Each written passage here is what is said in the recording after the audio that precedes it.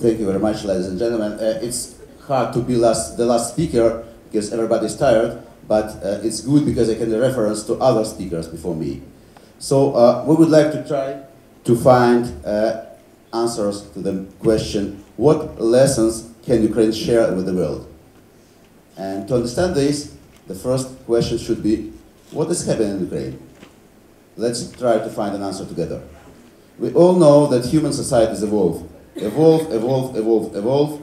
Marxists, which learn economic relations and social economic formations, they say that there is a primitive, slavery, feudalism, capitalism. They don't know how to call the last one, the new one.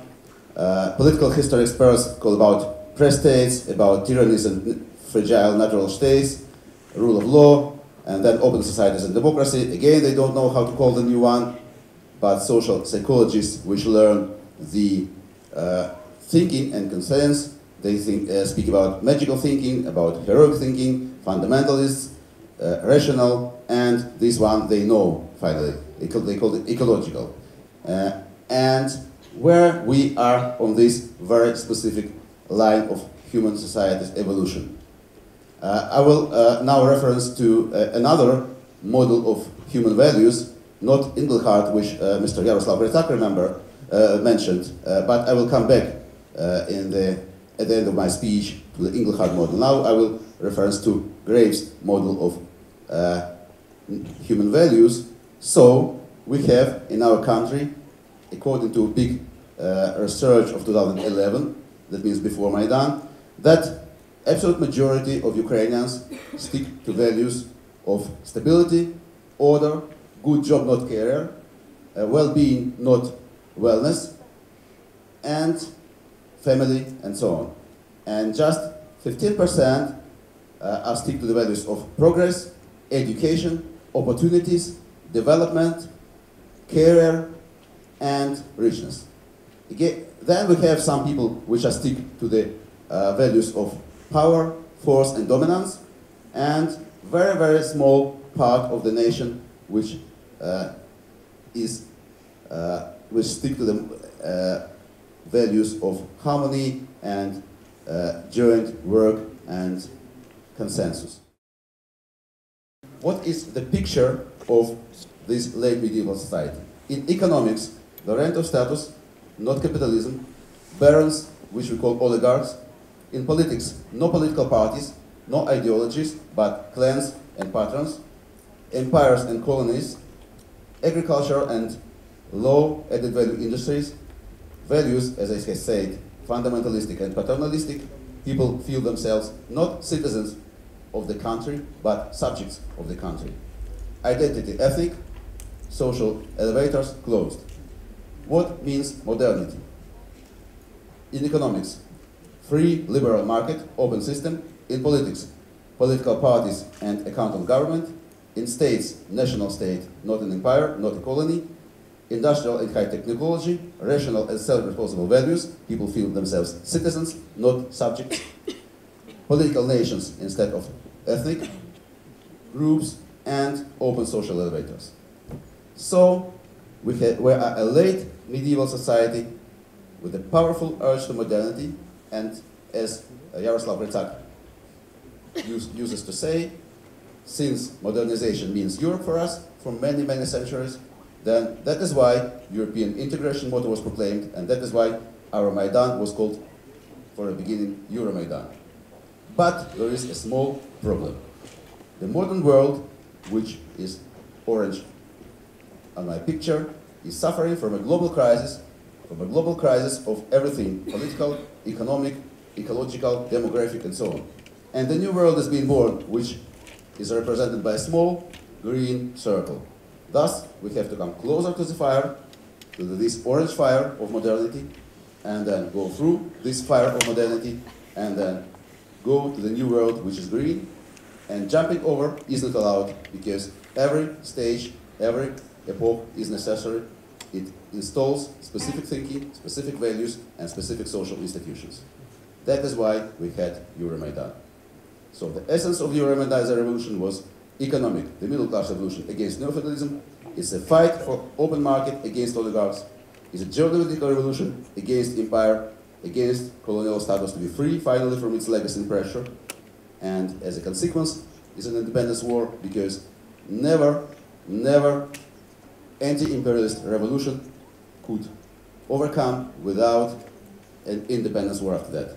And the revolution of dignity, new values against old values. Free Revolution 1 means three major forces of it. Middle class, as for economic, romantic nationalists of 19th century, not 20th century. Not those who are closer to, in their ideology, to Nazis, but those romantics which created the modern Central and Eastern Europe in 19th century. And youth and students, as for revolution of dignity. And three major objectives are related to the economic, respect to the economic modernization, which means reforms, the independence war and new role of the country in the world, and human capital development and new culture as a victory of revolution of dignity. So we are living inside three revolutions, which are not finished. Active minority sets the direction, but passive majority sets the pace. Yes, we can. Why can we overcome in this very hard war in three directions? Because the old is weak and ruined, it couldn't resist. Because we are very talented nation, because we are a very strong nation, because Ukraine has several legacies, which means no fate, no track dependence, and because the new world becomes apparent here, right now, I will show this, and because our geopolitical opponent has no future, which means that we do have. And this new world, which was represented on my picture by small green circle, is the world of post-modernity and post-capitalism. I hate the word post-modernity because it means nothing except that this world comes after modernity. What we saw at Maidan, what we see at volunteer movement. Crowdfunding and crowdsourcing, open code principles, wiki cooperation, granting and common usage, relations means more than money, no bosses, no hierarchies, collective leadership, open access and sharing. This is not modernity, this is not capitalism. This is post-modernity and post-capitalism, and we have no right word for the moment to call it correctly. But this is a new green world which is being born after that, which is now under fire. This is a Cossack siege, which is deeply rooted in Ukrainian culture and history, but this is a Cossack siege of 21st century with Facebook, Twitter, and iPhones. So, the mission possible. First lesson to learn, first lesson which Ukraine can share with the world is that this is experience of late modernization and entering the new world of new values, the new green world, through the fire of world crisis of modernity and capitalism.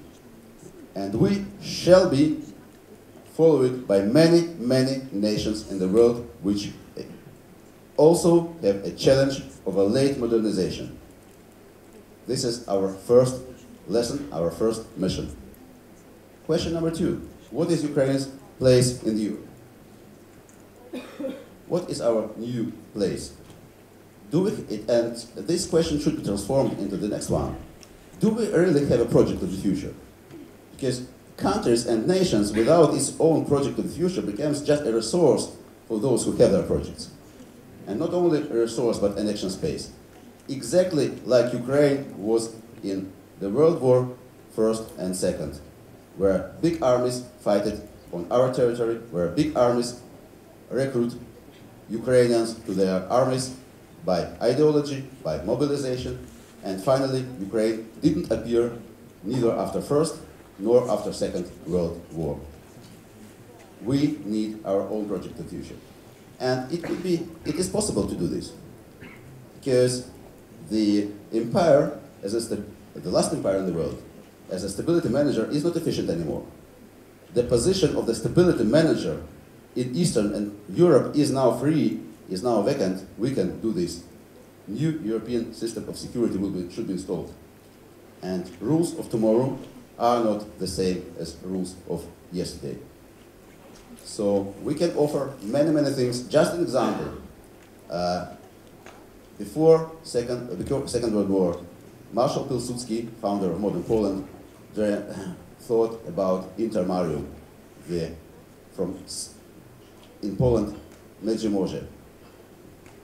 From one sea to another sea, from Baltic Sea to Black Sea, the new geopolitical project, which now should be rethinked again. A Commonwealth of Free Nations, the Commonwealth of Free Nations as a counter-project, as a counterbalance to the empire project. From a number of closed nationalism, of multiple closed nationalism, to an open counter-colonial concept of many people like this. The belt of stability against territory of chaos. The belt of modernization against territory of chaos. The Baltic Black Sea Belt, the Baltic Black Hub, the Baltic Black Sea Union. And now even to Caspian, from one sea to another and then to the next one. So, and additionally, our mission is to dismantle the empire. Because not only to dismantle, but to help Russia to rethink and repack itself. Consider that we contributed, Ukrainians contributed to the creation of Russian Empire, to the transformation of Moscovia to Russian Empire. So we are responsible. Then we contributed to the destruction of empire, then we contributed to the restoration of the empire, and then we contributed to the second destruction of the empire. We are responsible also for all this territory. When we took our shares from the project of empire, empire disappeared. May I? May I ask a question? You already have the microphone? Yes. Go ahead. Yeah, can I say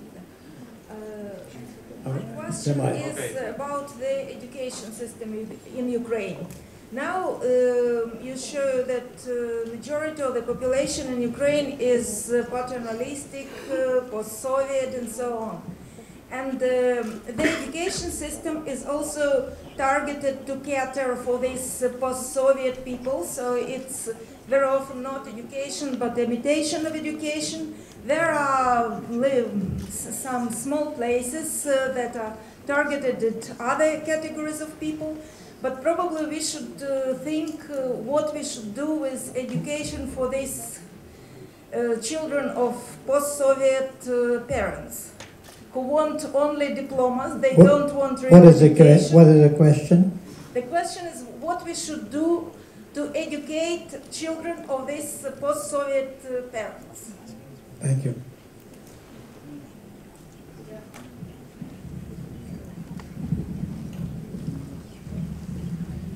I'll give you an example from my personal life, so it's easier, because it's saying something big, nice, theoretical. When I started, a lot of people, actually, a lot of foreigners ask me, did I study abroad? No. Did I live in US? No. When I lived in Europe, I've already spoken the language, the English language I'm speaking now. How I did it? I had a strong desire to study in American university. I was accepted to Stanford, but I didn't have finances to pay. So I was accepted, but I had only 50% tuition, and that time was not enough from whole my family. So I studied myself. There was no internet. There was internet by that time was working through the dial-up. The key was not connected, to just give you a perspective. I was sitting in the library and copying this. So the reason why this is happening is because there is a strong desire of individuals. Expecting that the educational system will change the things, yes, it will happen, and there is already several programs launched, and we have a new visionary Minister of Education, but it will take time. It's again, what you are doing with your small community. I'll give you another example. I was member of ISEC, I was member of AGET, I was member of YPO. Actually, a lot of my education and financial management skills were coming through ISEC, because when you run a local chapter, you actually have to manage finance, and you have to fundraise money. This is the best school. And final example, in the real educational system. My kids go to school where they started the program Leadership in Me. I'll just give you a real example. And the kids, which are 6-year-old, this is a Stephen Covey model. There's nothing invented. It's not specific. It's actually Stephen Covey, Model 7 Habits of Highly Effective People, applied to the kids in school. And teachers, what they do, they coach them, and 6-year-old kids define their goals. No, seriously. They define their goals, they stand in front of the class, and they defend their goal. They're learning how to do a win-win, and it's amazing to see 6-year-old trying to do win-win over the toy. But it's an experiment that is done by a teacher who wants to experiment. And I think that we need to find these teachers and give them power to experiment. We need to do it ourselves. Nobody will expect that Ministry of Education is going to create a program that everybody will become less paternalistic. Crap. I'm sorry, but that's not an answer to my question. I also learned my English in 1980s. Then nobody told it. But there are lots of people who have no motivation, whose parents tell them that it is necessary to pay a bribe to get into university or get good grades, and then pay a bribe to go. Yeah. Sorry, may I ask? What we do with them? Thank you. Sorry, may I ask a question? Huh?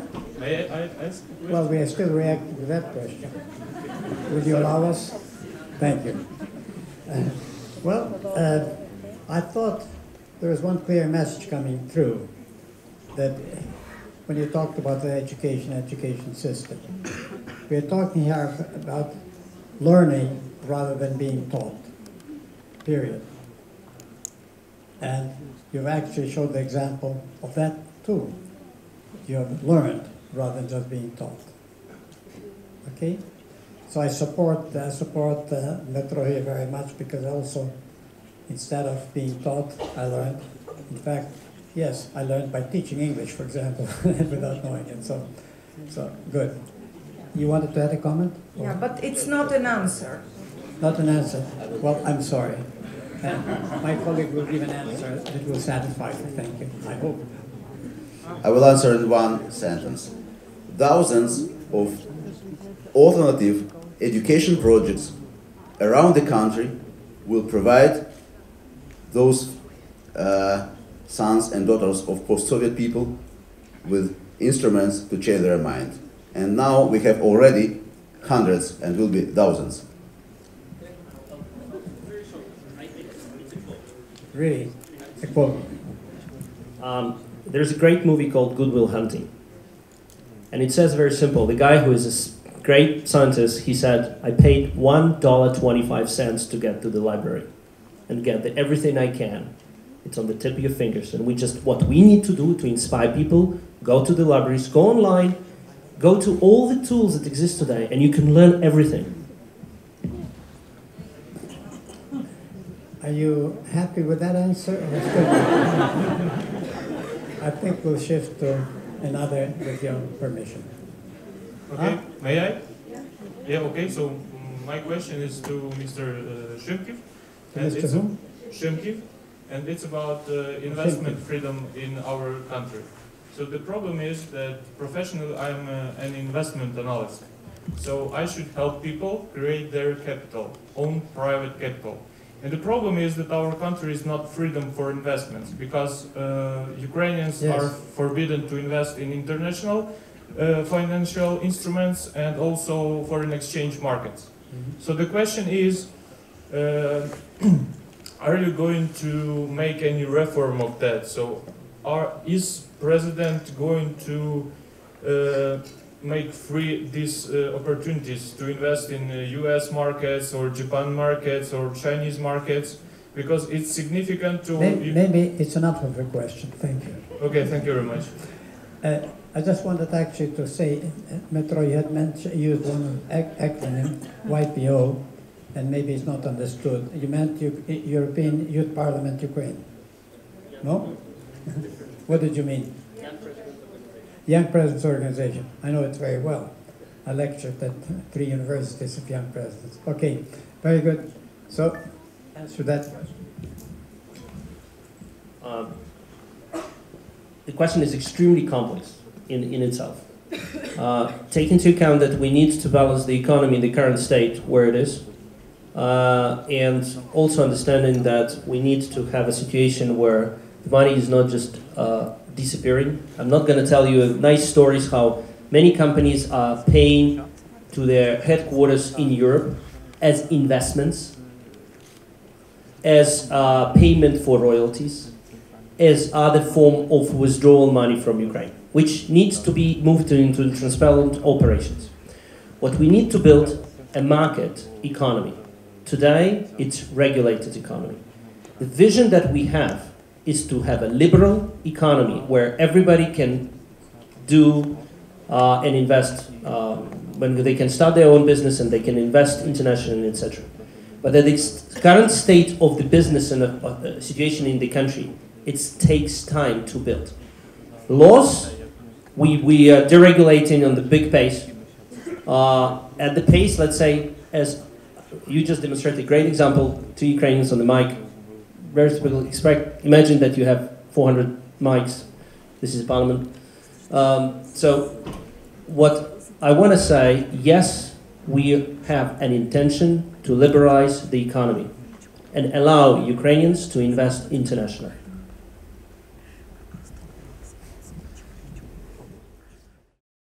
Remember, Ukraine has been incubator, and that's why we can help the world, and help the world precisely with some of these new values, that is shifting to acting out of the obligation and not because you are paid for it or forced into it, and working in cooperation rather than harsh competition, fighting for ascertaining of just your rights. I'm happy and I'm grateful to all of you. I'm grateful to my colleagues from the Valerii Pekar in Art and Science. I'm grateful for my colleagues from Ukraine, because we tried to sort of match the two, bring the two together. I'm grateful to the listeners, because I think there was a quality of listening, because that was reflected in a number of very interesting questions. And that's how I can judge whether they were listening well enough or not. There is quality of listening. And the capacity to listen is more important than the capacity to speak. I'll end with just a saying, not a saying. We were a group of friends in Toronto, at the University of Toronto in Canada. And we were really good pals because we're also members of Scout Organization Plus. And we were all fairly active, then a little bit extroverted, perhaps spontaneous. We talked a lot, except one of us. And I asked him one day, Vasha, Vasilyu, why do you talk so little? He said, Bogdan, if I talk, I can only hear what I already know.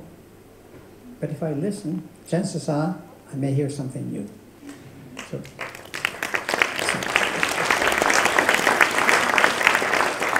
But I wanted particularly to thank the team of the foundation, and especially Valerii Pekar, who actually was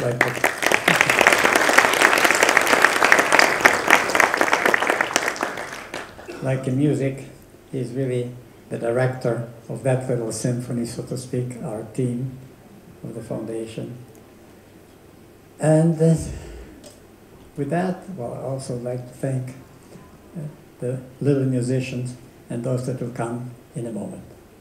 I feel that it has been an interesting conference from my point of view. I think it has been a productive conference. I think there will be some follow-ups up. There will be some consequences of these conferences. So again, thank you all, and the time is for music, and I hope they're ready.